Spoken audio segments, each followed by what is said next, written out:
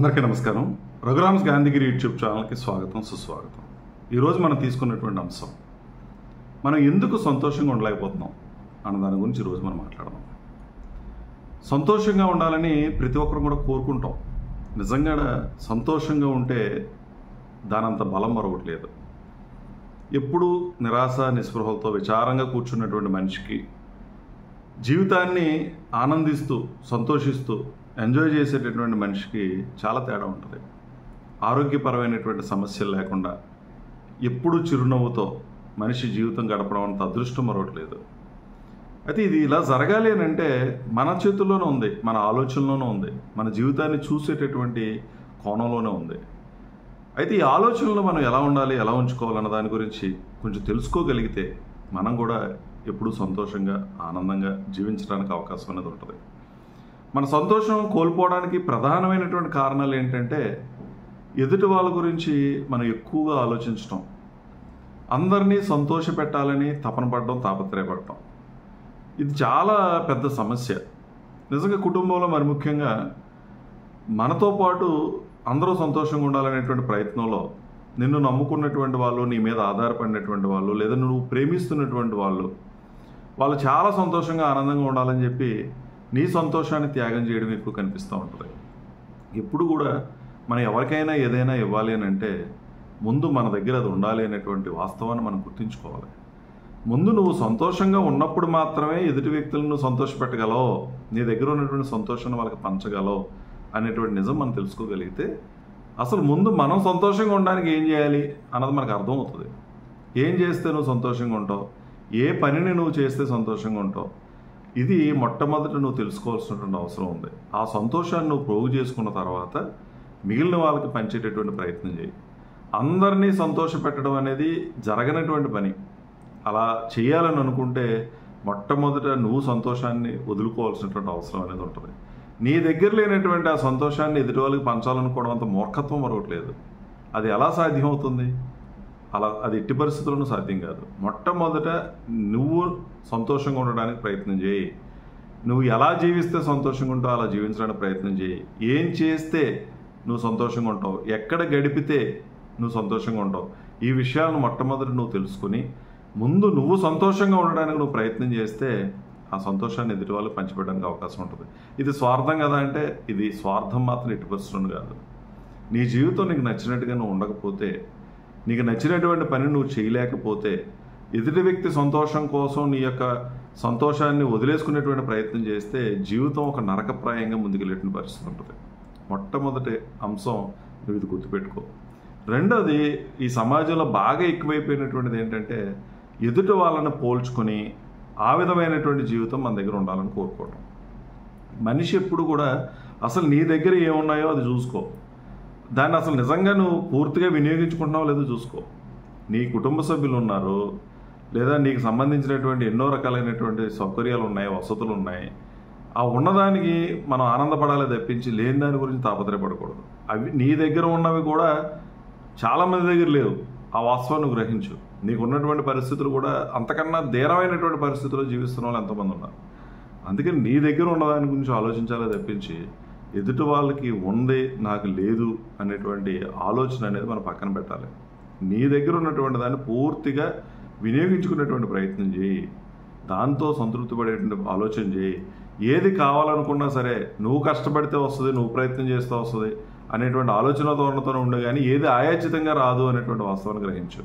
ఎదుటి వాళ్ళకు ఉన్నటువంటి దాంట్లో కూడా వాళ్ళు కష్టపడేది సంపాదించుకున్నారనేటువంటిదో కానీ, లేదా వాళ్ళు కష్టపడకపోతే వాళ్ళ పూర్వీకులు కష్టపడి సంపాదించుకున్నారనేటువంటి వాస్తవాన్ని మనం గ్రహించి మనం ఆ స్థాయికి వెళ్ళాలంటే మనం కూడా అలా చేయాలి అనేటువంటి వాస్తవాన్ని నువ్వు గ్రహించగలగాలి.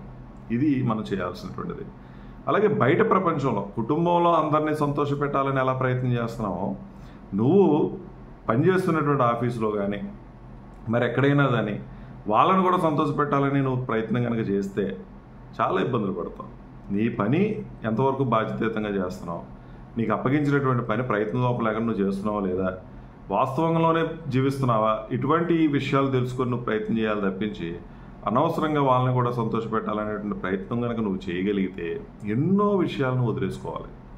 వాళ్ళ సంతోషం కోసం, వాళ్ళ మాట తీయకుండా ఉండడం కోసం నీ ఆరోగ్యాన్ని పాడు చేసుకోవాలి, నీ విలువైనటువంటి సమయాన్ని వృధా చేసుకోవాలి, నీ కుటుంబంతో గడిపేటటువంటి సమయాన్ని వదిలేసుకోవాలి.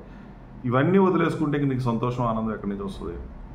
నీకు అప్పగించినటువంటి పని బాధ్యతగా చేయడం అనేది అది మనిషి విలువలతో కూడుకున్నటువంటి మనిషి చేసేటువంటి పని. అంతవరకు చేస్తున్నావా లేదా? నీకు ఇచ్చేటటువంటి జీతానికి ఎంతవరకు కష్టపడాలో అంతవరకు కష్టపడుతున్నావు లేదా? ఆ విధమైనటువంటి ఆలోచన ధోరణి ఉండాలి తప్పించి మొత్తం అంతా మన మీదే వేసేసుకొని వాళ్ళని సంతోషపెట్టాలనే ప్రయత్నంగానే చేస్తే చాలా ఇబ్బందులు వస్తాయి. సో ఇది కూడా మన చాలా కీలకమైనటువంటి అంశం. అందరినీ సంతోషపెట్టాలనేటువంటి ఆలోచన ధోరణి నుంచి బయటకు రండి. అందరి దగ్గర మంచి అనిపించేసుకోవాలనేటువంటి ఆలోచన ధోరణి నుంచి బయటకు రండి. ఈ ఆలోచన ధోరణి నుంచి బయటకు వచ్చినప్పుడు మాత్రమే నువ్వు సంతోషంగా ఉండగలవు, ఆనందంగా ఉండగలవు, జీవితాన్ని నువ్వు చక్కగా ఎంజాయ్ చేసి ముందుకెళ్ళడానికి అవకాశం ఉంటుంది. ఏ పన్నైనా సమర్థవంతంగా చేయడానికి అవకాశం అనేది ఉంటుంది. ప్రతిదీ నెత్తి మీద పెట్టేసుకుంటే సమర్థత అనేది లోపిస్తుంది. అది చాలా ఇబ్బందికరమైనటువంటి పరిస్థితులు దారితీసేటటువంటి అవకాశం అనేది ఉంటుంది. తర్వాత నిన్ను నువ్వు అతిగా విమర్శించేసుకోవటం, అంటే ఏ చిన్న తప్పిదం నీ వల్ల జరిగినా, ఏదో పొరపాటు చేస్తాం మనిషి అన్న తర్వాత, ఏదో తప్పుడు నిర్ణయం తీసుకుంటాం మనిషి అన్న తర్వాత, అది తప్పని తెలుస్తుంది, నష్టం జరుగుద్ది, వెంటనే దాని నుంచి ఎలా బయటపడాలో అది ఆలోచించాలో తప్పించి అదే పనిగా నువ్వు చేసినటువంటి తప్పిదానికి నువ్వే విమర్శించుకొని క్రిటిసైజ్ చేసుకొని ఇక నువ్వు చేతగానోడు కింద, నువ్వు ఎందుకు పనికిరానోడు కింద, నేను ఎప్పుడు ఇలాగే చేసుకుంటానో కింద ఈ విధమైనటువంటి విమర్శలు చేసుకుంటే నీ సంతోషాన్ని చేజేతులారా నువ్వే పాడు చేసుకున్నవాడు అవుతావు. ఎంతవరకు తీసుకోవాలో అంతవరకు తీసుకో. చేసిన తప్పు నుంచి సరిదిద్దుకో. పొరపాట్లు మళ్ళీ జరగకుండా చూసుకో. నిన్ను నువ్వు క్షమించుకో. అంతే తప్పించే అదే పనిగా విమర్శించుకోవటం అనేది సరైనది కాదు. తర్వాత మరొక అంశం ఏంటంటే ప్రతిదాన్ని నెగిటివ్ షేడ్లో చూడడం. ఇది నా వల్ల కాదు, ఇది సాధ్యం కాదు, నాకు అంత సీన్ లేదు, నా దగ్గర అంత నైపుణ్యాలు లేవు, నేను ఎక్కడ చేయగలను ఇన్ని పనులు, ఇలాంటి ఆలోచన ధోరణి కూడా ఈ నెగిటివ్గా ఆలోచించుకుంటూ ముందుకెళ్తే నీ సంతోషం నీ దగ్గర ఉండదు. ఇటువంటి ఆలోచన ధోరణి మన దగ్గర ఉండడానికి వీలు లేదు. మరొకటి, కుటుంబంలో నువ్వు ఏదో పెద్ద గొప్పోడు అయిపోయినట్టుగా, లేదా నువ్వు పనిచేస్తున్న దాంట్లో పెద్ద గొప్పోడు కింద చూపించేసుకునేటువంటి ఆలోచన ధోరణితో ప్రతి దాన్ని నెత్తి మీద వేసేసుకోవటం.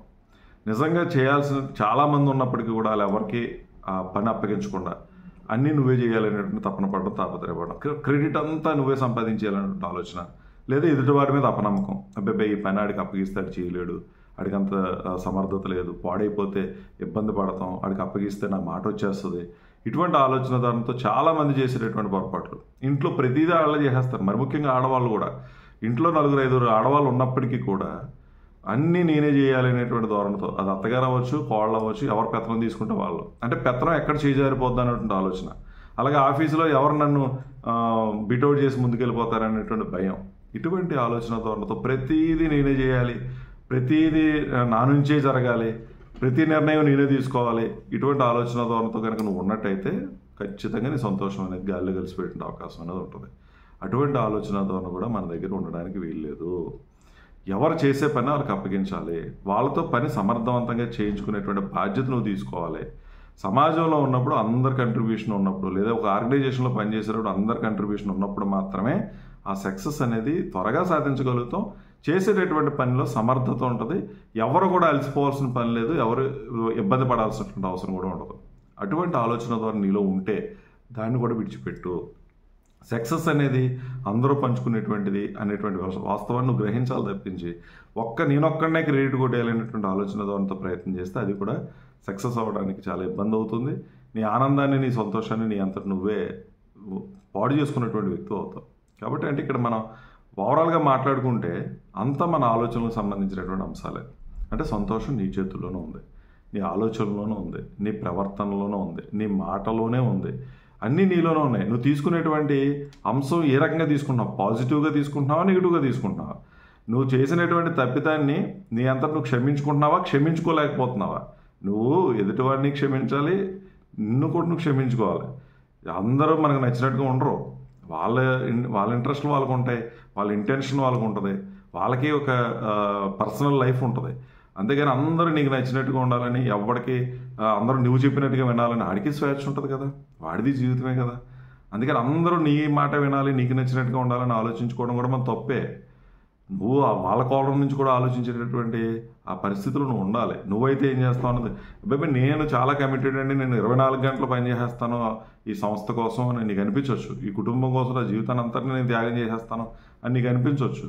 అది నీకు కరెక్ట్ అని నీకు అనిపించినప్పటికీ కూడా ఎదుటివాడికి అది కరెక్ట్ అని అనిపించాలని లేదు. వాడికి పర్సనల్ లైఫ్ ఉంటుంది.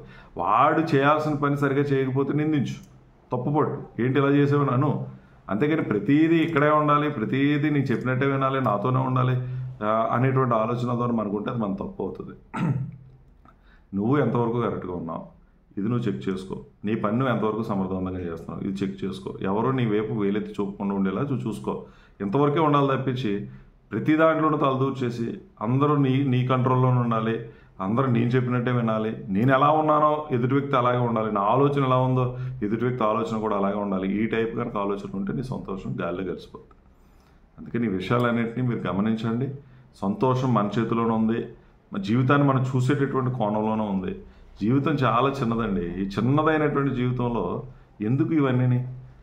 బ్రతికినంతకాలం సంతోషంగా ఆనందంగా బ్రతికే ప్రయత్నం చేయండి. మీరు సంతోషంగా ఉండండి, నలుగురిని సంతోషంగా ఉండేటటువంటి విధంగా చేయండి. మంచి మాట తీరు, మంచి ప్రవర్తన, ఇది చాలా కీలకమైనటువంటి అంశం. మనం బయటికి చాలా అందంగా కనిపించడానికి చాలా తాపత్రయపడుతూ ఉంటాం. మనం చక్కగా డ్రెస్ వేసుకోవాలని, నీట్గా తయారవ్వాలని, అంటే బయట ఎపీరియన్స్ ఆ విధంగా ఉండాలని, ఫిజికల్ ఎపీరియన్స్. కానీ లోపడంతా రకరకాలైనటువంటి ఆలోచనలతో ఉంటాం. ఆ రకరకాలైనటువంటి ఆలోచన వదిలేసి మనిషిలో చూడగలిగి చక్కగా గౌరవంగా పలకరించగలిగి మంచిగా మాట్లాడుతూ ఎవరిని నొప్పించకుండా ఇబ్బంది పెట్టకుండా ఆ విధమైనటువంటి ప్రయత్నం చేసావనుకో, నీ ప్రవర్తన ఎదుటివాడి దగ్గర చాలా బాగుందనుకో, ఇంకా అందంగా ఉంటావు, చాలా చాలా అందంగా ఉంటావు. అప్పుడు ఈ ప్రపంచం అంతా నీకు అందంగా కనిపిస్తుంది. అటువంటి ఆ బిహేవియర్ అనేది మనం అలవాటు చేసుకోవాలి. నవ్వుతో పలకరించండి. సమస్యలు నీ ఒక్కడిగా కాదు, అందరికీ ఉన్నాయి సమస్యలు. నీకున్న సమస్యలు ఎందుకు ఎదుటి మీద రుద్దేసే ప్రయత్నం చేస్తావు? నువ్వు సమస్యల్లో ఉన్నావని చెప్పుకునే ప్రయత్నం నీ మాటలోనూ నీ ఫేస్ రీడింగ్స్లోనూ పెట్టేస్తే ఏంటి సింపతి పొందుదామనా ఎదుటి వ్యక్తి నుంచి? ఏంటి అంతకన్నా దరిద్రం ఇంకోటి లేదు కదా. చక్కగా నవ్వు, బాధలు ఉన్నా కూడా బయటికి కనిపించకుండా ఉండు, ఆత్మస్థైర్యంతో ఉండు. ఈ సమస్యని నేను పరిష్కరించుకోగలను, ఇబ్బంది ఏమీ లేదు, ఆడేవాడో నా మీద జాలిపడడం ఏంటి అనేటువంటి విధంగా మనం కనుక నీ జీవితంగా నువ్వు లీడ్ చేయగలిగితే చాలా ఉన్నతమైనటువంటి స్థితికి వెళ్తావు. మంచి వ్యక్తిగా గుర్తింపు అనేది తెచ్చుకుంటుంది. అన్నిటికంటే ముఖ్యమైనది చాలా సంతోషంగా ఆనందంగా జీవించడానికి అవకాశం అనేది ఉంటుంది. కాబట్టి ఇవన్నీ మీరు పరిశీలన చేసి అంతా నీ చేతిలోనే ఉంది. నీ ఆనందం కానీ నీ సంతోషం. ఈ రోజు నేను చాలా హ్యాపీగా ఉండాలని ఉదయం లేచిన తర్వాత నువ్వు అనుకున్నావు అనుకో, ఖచ్చితంగా సాయంత్రం వరకు అన్నీ పాజిటివ్గానే తీసుకుంటావు. ఏది జరిగినా నా మంచిగా అంటావు, నవ్వుకుంటావు. ఎదుటి వ్యక్తి ఇలా మాట్లాడా, ఇలా ప్రవర్తించాడా అని అనుకుంటావు. నువ్వు కనుక అలాగే మాట్లాడితే నువ్వు ఎలా అనుకుంటున్నావు ఎదుటి కూడా అలాగే అనుకుంటాడు. అటువంటి పరిస్థితి మనం తెచ్చుకోకూడదు. అందుకని మీ ఆలోచనను మార్చుకోండి. కూలంకషంగా ప్రతిదీ కూడా పరిశీలన చేసేటటువంటి ఆలోచన దోమతో ఉండండి. కొన్నిటిని లైట్గా తీసుకోండి, కొన్నిటిని సీరియస్గా తీసుకోండి. క్షమించుకోండి మిమ్మల్ని మీరు. ఎదుటివాడిని కూడా క్షమించే గుణం అలవాటు చేసుకోండి. తప్పులు సరిదిద్దుకునే ప్రయత్నం చేయండి. అంతేకాని దాని గురించి అదే పనిగా జరిగిపోయిన తప్పుల్ని కూర్చొని బాధపడి ఏడిస్తే మాత్రం ఏది మారదు. విచారంగా ఉండే పరిస్థితి ఉంటుంది. కాబట్టి విషయాలన్నీ గమనించి చక్కగా మీ జీవితాల్లో సుఖంగా సంతోషంగా ఆనందంగా గడపాలని ఆశిస్తూ ఓపికగా వీడియో చూసిన ప్రతి ఒక్కరికి పేరు పేరున కృతజ్ఞతలు తెలియజేస్తూ సెలవు తీసుకుంటా ఉన్నాను. ఈ వీడియో మీకు నచ్చినట్లయితే లైక్ చేయండి, షేర్ చేయండి, కామెంట్ చేయండి. మరిన్ని వీడియోల కోసం ప్రక్కనే ఉన్న బెల్ ఐకాన్ ను క్లిక్ చేయండి. నా ఛానల్లో వచ్చే మరిన్ని ఇంట్రెస్టింగ్ వీడియోల కోసం సబ్స్క్రైబ్ చేయండి రఘురామ్స్ గాంధీగిరి యూట్యూబ్ ఛానల్.